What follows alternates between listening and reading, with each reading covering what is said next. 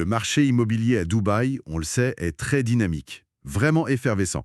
Mais la question qu'on se pose aujourd'hui, c'est est-ce qu'on peut vraiment faire un bon coup, un investissement malin, avec un budget, disons, sous 1,5 million de dirhams? Les infos qu'on a semblent dire oui, mais il faut être sélectif. Oui, tout à fait, c'est possible, mais ça demande, comme vous dites, d'être bien informé et de cibler.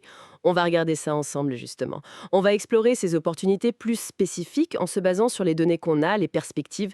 L'idée, c'est d'identifier les zones, les types de biens qui offrent le meilleur potentiel, aussi bien en valeur qu'en rendement pour ce budget précis. D'accord.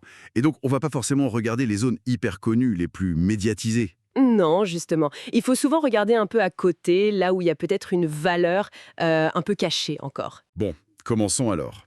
Une zone qui fait pas mal parler, c'est le Dubai Land Residence Complex. On entend même dire que c'est le futur JVC. Les chiffres ont l'air assez dingues. Plus 70% de croissance depuis 2022, des rendements locatifs annoncés à 11% pour les studios. C'est quoi le moteur derrière ça? Alors, il y a plusieurs choses qui expliquent ça. D'abord, la localisation. C'est juste à côté d'Academic City. Ah oui, les universités et les écoles. Exactement. Donc ça crée une demande locative forte et constante. Ensuite, les routes sont déjà bonnes. On est à quoi 20-25 minutes de downtown, ce qui est pas mal du tout. Et puis, surtout, il y a l'annonce de la future ligne bleue du métro. Prévu pour 2029, c'est ça. Oui, 2029. Et ça, évidemment, c'est un énorme catalyseur pour la valeur future des biens là-bas. Ça change la donne en termes d'attractivité. Je vois. Et on voit des promoteurs comme Object One, par exemple, qui proposent des prix au pied carré, autour de 1400-1450 dirhams. Ça semble compétitif, non? Ils mettent en avant des surfaces correctes. J'ai vu un exemple, une chambre, 790 pieds carrés vers 1,1 million de dirhams. Oui, c'est ça. Les prix sont attractifs pour du neuf. Mais Dans une zone comme ça qui se développe vite, la qualité, elle peut être euh, variable, j'imagine. Comment on évalue ce risque lié aux promoteurs? c'est le point crucial. Surtout au Dubai Land Residence Complex, où il y a beaucoup de développements différents. Il faut absolument vérifier la réputation du promoteur. Regarder ce qu'il a déjà fait, la qualité des finitions. Et surtout, point essentiel, vérifier qu'il y a bien un compte séquestre, le fameux escrow account. Pour protéger l'argent de l'acheteur. Exactement. Ça garantit que les fonds sont utilisés pour la construction, étape par étape. C'est une sécurité indispensable. Et d'ailleurs, sur les types de biens, cette option deux chambres plus chambre de bonne, même si on est un peu au-dessus, vers 1,7 million, ça répond à une vraie demande locale. Ça peut valoir le coup de regarder. D'accord. Donc, vigilance plus sur le promoteur. OK.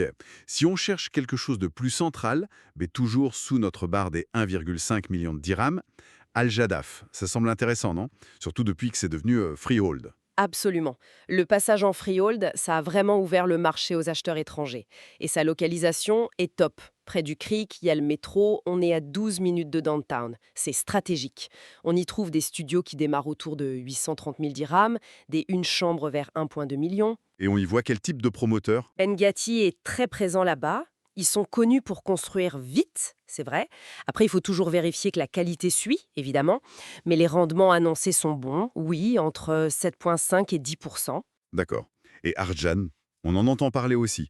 Moins dense, bon rapport qualité-prix. C'est quoi sa particularité, Arjan? Arjan, oui, c'est moins dense. Des immeubles plus bas, de moyenne hauteur. Ça donne un cadre de vie un peu différent, moins congestionné peut-être. Et la localisation reste bonne. On est à 20 minutes de la marina, 20 minutes de downtown, en gros. Et niveau prix d'entrée? C'est accessible. Des studios peuvent commencer autour de 600 000 dirhams, un peu plus.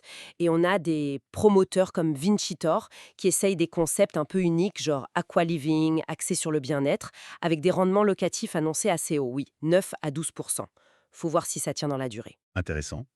Bon, et si on regarde encore plus loin, euh, les zones vraiment émergentes, Ras Al Khor. C'est juste à côté de Médane, avec des gros projets Imar, Bengati. Ça promet des vues sur le creek, la skyline. C'est plus un pari sur l'avenir, ça. Clairement, là on est vraiment sur de l'émergent. Les prix peuvent déjà être un peu plus élevés, peut-être un peu au-dessus du million, mais les plans de paiement peuvent aider à rentrer. L'attrait de Ras Al Khor, il est vraiment lié au succès des énormes développements juste à côté.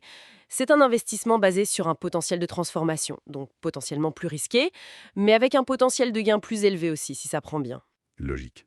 Et il ne faut pas oublier les zones plus matures, qui restent intéressantes, j'imagine, hein. Motor City, par exemple.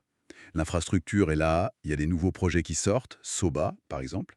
Ça semble plus sûr, non? Plus familial? Oui, Motor City, c'est une valeur plus établie, l'infrastructure est complète, le marché locatif est solide, les prix au pied carré sont raisonnables, autour de 1400 dirhams aussi. C'est une option sûre, oui, bien pour les familles. Et Alfurgent.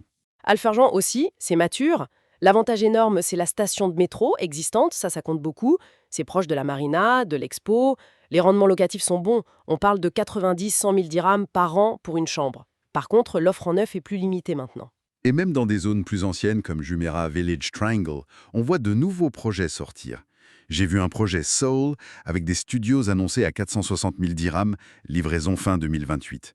Ça montre qu'il y a toujours des opportunités ciblées, même là où on ne s'y attend pas forcément. Exactement. Ce qui nous ramène au point clé quand on investit avec ce budget, moins de 1,5 million de dirhams. Au-delà de la zone elle-même, il y a des critères essentiels. Le promoteur, on l'a dit, La qualité. primordial. Et puis, l'agencement et la surface. Ça compte de plus en plus pour les locataires et pour la revente. Il faut des plans pratiques, des surfaces correctes. On parlait des 790 pieds carrés pour une chambre à Dubai Land Residence Complex. C'est pas mal? Les plans de paiement aussi, ça peut aider à accéder à des biens un peu au-dessus du budget initial.